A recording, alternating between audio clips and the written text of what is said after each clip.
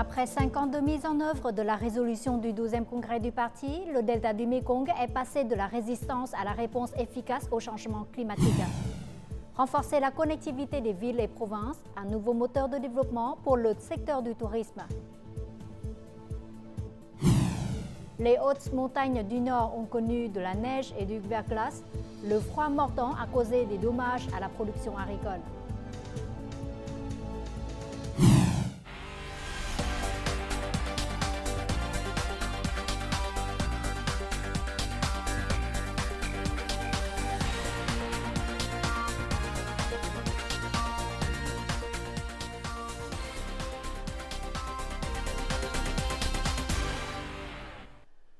Mesdames, Messieurs, bonjour et restez avec nous dans cette nouvelle édition du Journal francophone. Le Premier ministre Nguyen Xuân Phúc a travaillé aujourd'hui avec le groupe national gazo-pétrolier du Vietnam. Il a loué les résultats obtenus par PVN en 2020 avec 11,47 millions de tonnes de pétrole et 9,16 milliards de mètres cubes de gaz exploités. Ce groupe a contribué au budget d'État 83 000 milliards de dong, soit plus de 100% du plan annuel. Le PVN est l'un des rares groupes gaz pétroliers du monde à avoir engrangé des bénéfices en 2020 face à la pandémie de Covid-19. Le Premier ministre Nguyen Xuân Phúc a demandé de PVN de valoriser son rôle d'entreprise exemplaire, de promouvoir la recherche scientifique et de tirer profit des accords commerciaux de nouvelle génération. La 52e session du comité permanent de l'Assemblée nationale s'est ouverte ce lundi à Hanoï sous l'égide de la présidente de l'Assemblée nationale, Nguyễn Thị Kim Ngân. Lors de cette session de 2 jours, les élus doivent examiner les préparatifs des élections de la 15e législature de l'Assemblée nationale et au Conseil populaire mandat 2021-2026. Le comité permanent de l'Assemblée nationale donnera ses avis sur des rapports et le projet de rapport de travail pour le mandat 2016-2021 du président de la République, de la Cour populaire suprême, du parquet populaire suprême et de l'audit d'État du Vietnam. Les membres du comité permanent se prononceront également sur le plan de traitement financier pour le complexe de raffinage et de pétrochimie de Nghi Sơn du groupe national gazo-pétrolier du Vietnam.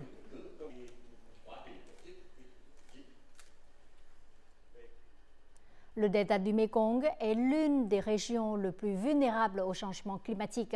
Le 12e congrès du parti a préconisé la mise en œuvre des mesures synchrones pour prévenir et limiter les impacts des inondations, de la sécheresse, de la salinisation et de l'élévation du niveau de la mer dans cette région.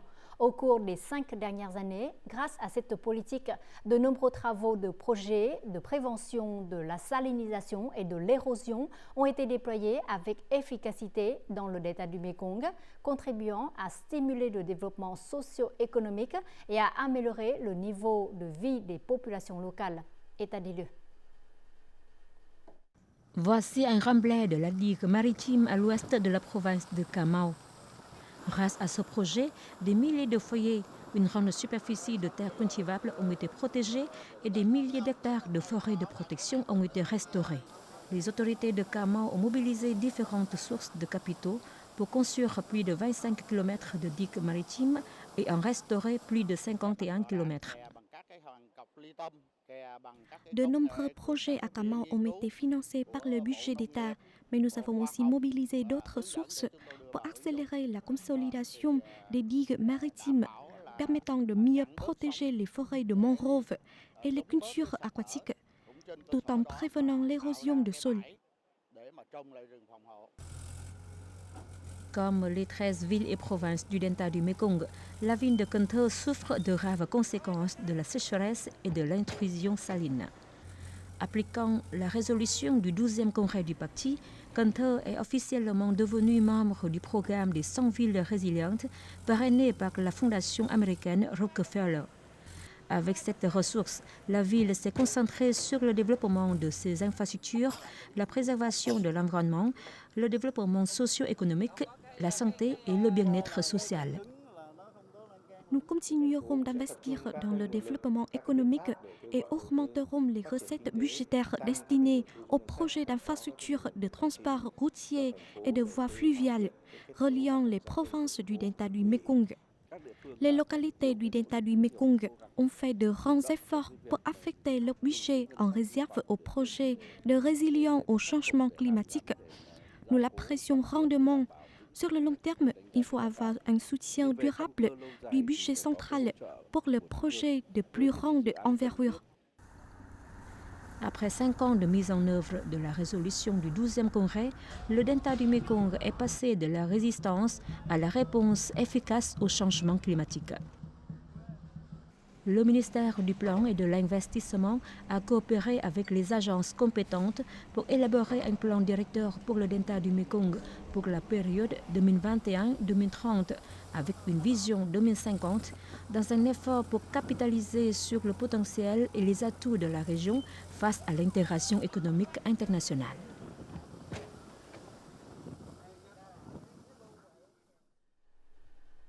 Le deuxième tunnel routier traversant le col de Nuage a été inauguré ce matin.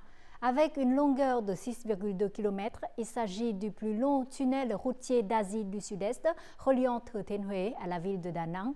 Désormais en service, ce tunnel permettra de résoudre la surcharge du tunnel Hải Vân 1.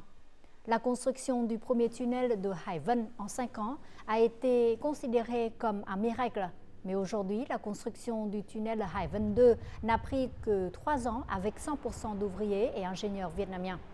Ces travaux font partie du projet d'investissement de construction du tunnel routier Đèo Cả d'une longueur totale de près de 32 km. Récemment, le ministère du Plan et de l'Investissement a proposé que le 10 janvier de chaque année soit désormais la journée de l'innovation du Vietnam. Depuis le début de ce mois de janvier, de nombreux événements majeurs de l'innovation ont été organisés à travers le pays. L'occasion de présenter des technologies innovantes et d'ouvrir des opportunités d'échange sur les orientations de développement du Vietnam. Le cycle d'autodestruction des bioplastiques respectueux de l'environnement est le produit qui attire de nombreux spectateurs lors du Forum de l'innovation. Comme seulement quelques entreprises dans le monde connaissent cette technologie, celles qui la maîtrisent auront une longueur d'avance sur les autres. L'innovation est un facteur vital et aussi l'avenir des entreprises. Notre société possède la technologie pour produire des matériaux verts. C'est notre plan de développement dans les prochaines années. Si les entreprises n'ont pas une vision à long terme et ne se concentrent pas sur l'innovation, elles prendront du retard. Ainsi, grâce aux dirigeants du parti et du gouvernement, de nombreuses politiques visant à promouvoir l'innovation du pays ont été mises en œuvre. Le réseau d'innovation du Vietnam rassemble des Vietnamiens de premier plan du monde entier afin de créer des ressources humaines pour le Vietnam et promouvoir l'innovation, construire le Centre national de l'innovation. Le Centre national de l'innovation est un lieu de soutien et de promotion des liens afin de promouvoir l'innovation au Vietnam. Pour atteindre l'objectif, nous devons nous appuyer sur l'innovation et la science et la technologie. C'est une occasion unique pour que le Vietnam puisse entrer dans une nouvelle ère d'innovation. Cependant, le taux de dépenses en sciences et technologies au Vietnam, tant dans les secteurs publics que privés, n'est actuellement que de 0,44% du PIB, soit bien inférieur à la moyenne de 2,23% du PIB mondial. Pour changer cela, les efforts de l'État ainsi que la confiance et l'engagement des grandes entreprises sont essentiels. Viettel a tout le potentiel pour être un pionnier et un acteur clé de la transformation numérique et l'innovation au Vietnam. Cependant, le Vietnam a besoin d'un cadre juridique plus complet pour l'innovation et la transformation numérique. L'innovation est le moteur de développement, mais c'est aussi un défi qui oblige les entreprises à s'investir pour pouvoir s'implanter durablement. C'est aussi une contrainte pour que l'État crée des couloirs ouverts pour l'innovation afin de pouvoir atteindre les objectifs fixés. Pendant longtemps, la connectivité a été une faiblesse du tourisme vietnamien, ce qui a réduit l'efficacité de la chaîne de valeur du secteur. Les voyages intérieurs sont parfois plus chers que les voyages à l'extérieur. Cependant, face aux difficultés, 2020 a été une année où la solidarité entre les entreprises et les localités a été plus forte que jamais. Cela a également été considéré comme un facteur important pour aider le tourisme domestique à surmonter la crise. Dès que la pandémie de Covid-19 a éclaté et marqué l'arrêt des activités touristiques, une alliance de promotion touristique initiée par l'Association du tourisme du Vietnam a été lancée le 21 février. Cette alliance a contribué à créer de nombreux circuits à prix abordables. En juillet, la ligne Hanoi-Ho Chi Minh Ville est devenue la deuxième route aérienne la plus fréquentée au monde. Cette campagne a été très étendue et efficace. Nous sommes donc très confiants. Jamais auparavant le programme de relance n'avait été aussi réussi. Les provinces ont progressivement commencé à participer à ce programme. Pendant un an, près de 10 alliances ont été signées et les autorités des localités ont travaillé ensemble pour développer et promouvoir leurs produits. Chaque localité s'est concentrée pour remplir sa mission. Jusqu'à présent, ces coopérations ont donné certains résultats. Nous avons créé une zone touristique très compétitive. La connectivité touristique a créé un nouvel élan. La conférence nationale sur le tourisme qui s'est tenue en novembre dernier a souligné l'importance stratégique de favoriser les liens dans ce secteur. Si nous nous unissons tous, nous pourrons faire des choses que nous ne pensions pas pouvoir faire. Je suggère que nous nous engagions à travailler ensemble. Dans les temps à venir, l'une des tâches clés est de mobiliser davantage de ressources du secteur privé dans le tourisme et la promotion des liens régionaux et locaux substantiels et efficaces. La ville de Phu Quoc, dans la province de Kiên Giang au sud, est officiellement devenue la première ville insulaire du Vietnam. Située dans la mer du sud-ouest du Vietnam, cette ville occupe une position importante sur le plan économique, politique, sécuritaire et défensif du pays. Conscientes de cela, de plus en plus de grandes entreprises ont décidé d'investir dans cette ville insulaire avec un investissement total de près de 17 milliards de dollars. Tout de suite, les détails. Luân est né et a grandi à Phu Quoc. Après de nombreuses années de travail dans d'autres provinces, il a décidé de retourner dans sa ville natale pour trouver un emploi. Pour lui, Phu Quoc est désormais un centre en plein développement.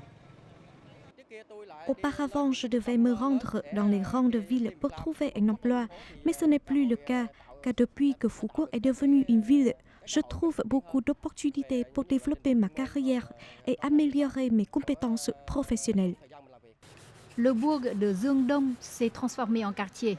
Il s'agit de l'un des deux centres urbains de la ville de Phu Quoc, comptant environ 70 000 habitants. Cette transformation a contribué à résoudre les problèmes liés au manque de personnel administratif. Après que le gouvernement et le comité permanent de l'Assemblée nationale aient décidé d'établir la ville de Phu Quoc, nous prévoyons d'embaucher davantage d'employés qualifiés pour atteindre l'objectif de développement socio-économique en 2021. Jusqu'à présent, Phu Quoc a attiré de nombreux grands investisseurs avec des projets uniques. Mais la mise à niveau de Phu Quoc est un tournant important non seulement pour les habitants, mais aussi pour les entreprises locales. Lorsque Phu Quoc deviendra une ville, tous les problèmes liés aux mécanismes, aux politiques et au système de gestion seront résolus. Le modèle de gouvernement urbain aidera Phu Quoc à mieux se développer. Il s'agit d'une occasion importante d'attirer les investisseurs à investir dans Phu Quoc. Cela contribuera à améliorer les infrastructures et les services de la ville. Phu Quoc accueille l'année 2021 avec un nouvel esprit. Les habitants, les entreprises et les autorités espèrent que cette île se développera de manière plus durable, contribuant au développement de toute la région et du pays. Voici les taux de change et l'indice de la bourse du Vietnam.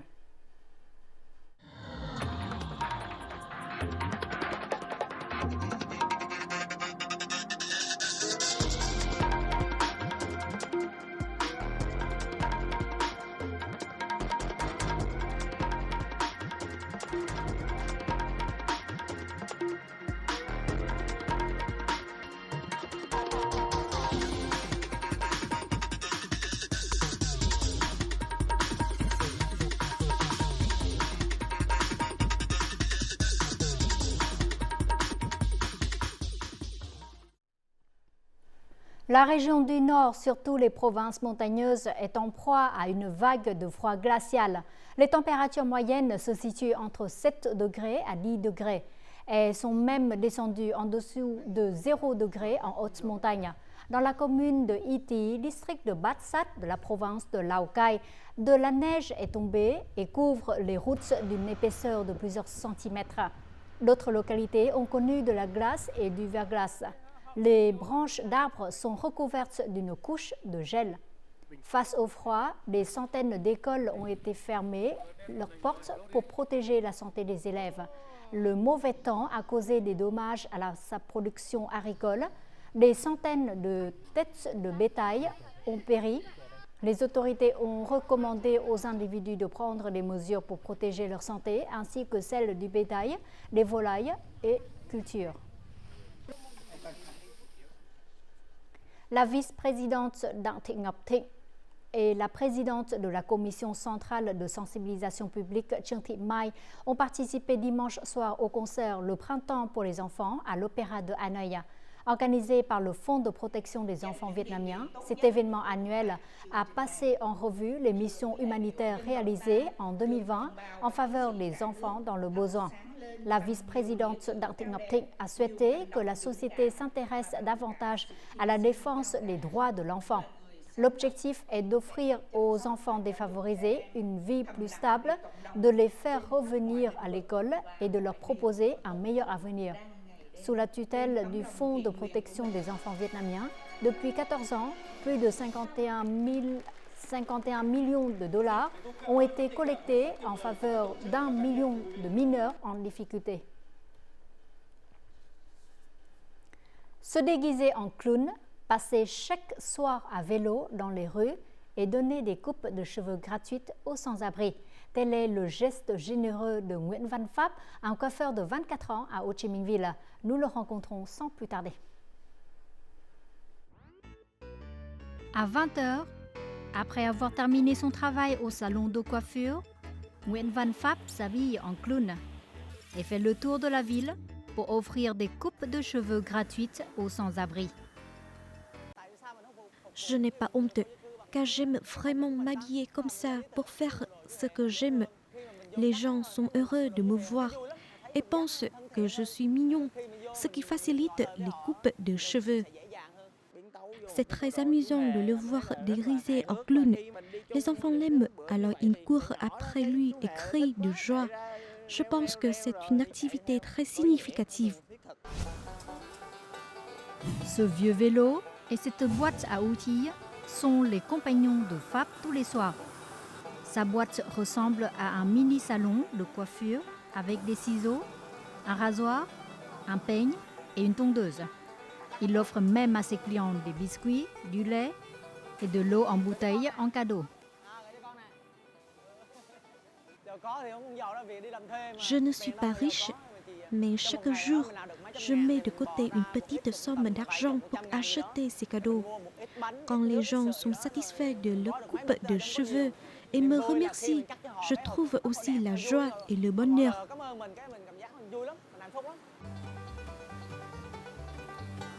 Depuis 4 mois, l'image du clown qui donne des coupes de cheveux aux sans-abri est devenue familière à beaucoup d'habitants dans la ville.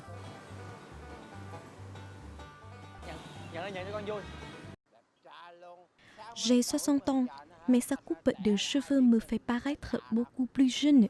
Ce cadeau est peut-être petit, mais très précieux. Je coupe les cheveux des gens aussi soigneusement que je le ferais dans mon salon de coiffure. Bien sûr, c'est difficile, car au début, les gens sont timides. Je dois d'abord me lier d'amitié avec eux pour qu'ils me fassent confiance. Puis, ils acceptent de se faire couper les cheveux. Pháp parcourt plus de 20 km chaque nuit en échange de sourires et de poignées de mains chaleureuses. À l'âge de 13 ans, il a dû quitter l'école, mais maintenant, il est heureux de pouvoir aider d'autres personnes et leur apporter un sourire.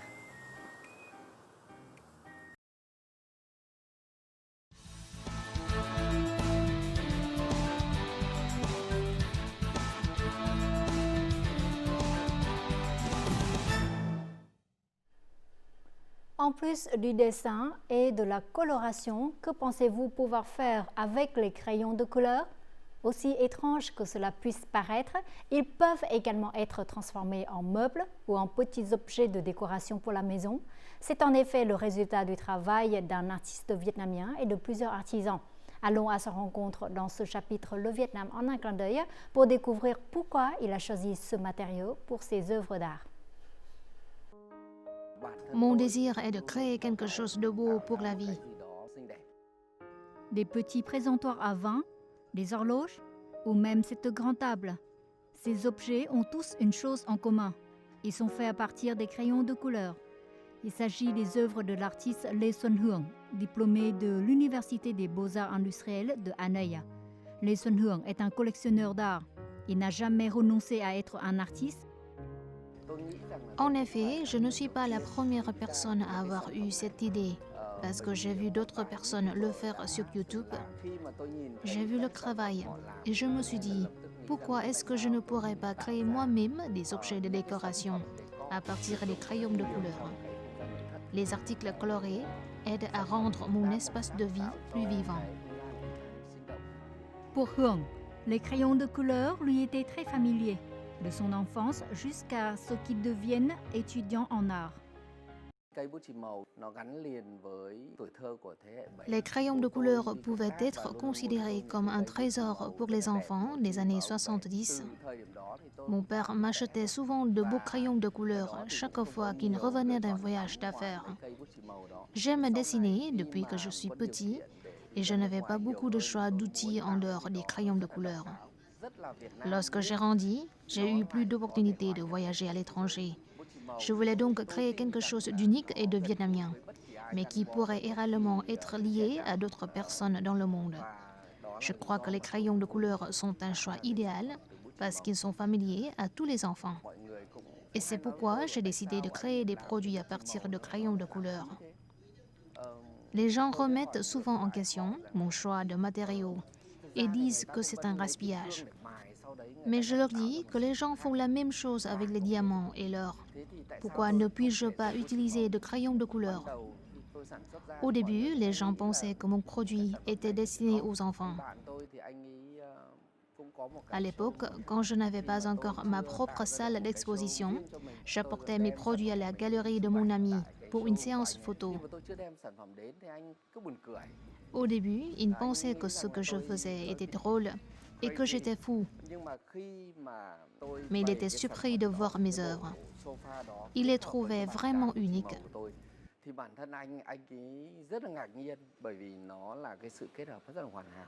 Après de nombreuses expérimentations et un énorme investissement dans les matériaux, Hường a finalement réussi avec ses meubles et objets de décoration fabriqués à partir de crayons de couleur. Pour moi, les crayons de couleur peuvent être utilisés comme un matériau multicolore et polyvalent. Nous pouvons fabriquer d'innombrables produits avec les 36 couleurs. Lorsque vous les placez ensemble, vous pouvez les couper en deux pour révéler leur mine, ce qui crée un effet visuel incroyable. En raison de la variété des couleurs, il n'y a presque aucune limite dans la conception et les motifs. Mon design préféré est l'image d'une fleur de lotus stylisée. Chaque étape de la sélection et de la découpe au positionnel des crayons doit être réalisée avec une grande attention. Il faut également faire attention lors du versement de la résine époxy pour s'assurer qu'elle est durcie uniformément et qu'elle est limpide. C'est un travail assez difficile.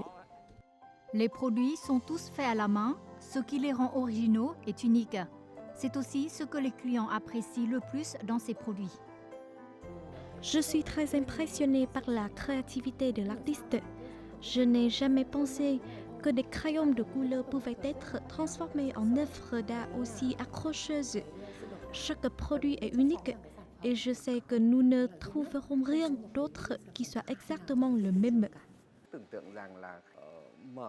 Imaginez chaque matin quand vous ouvrez les yeux et que vous voyez de jolies choses. Et l'une d'elles est notre petit vase. C'est un bonheur pour moi.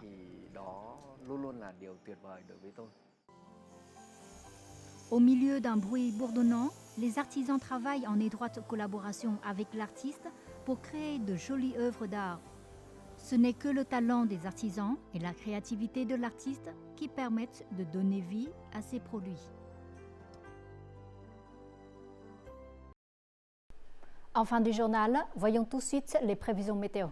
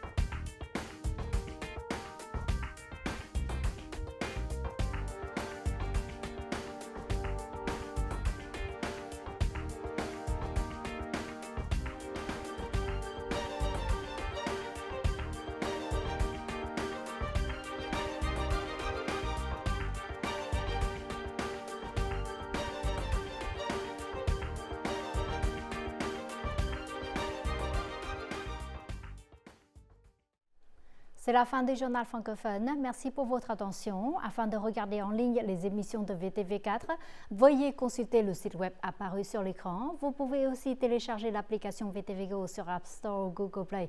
Au revoir et à demain.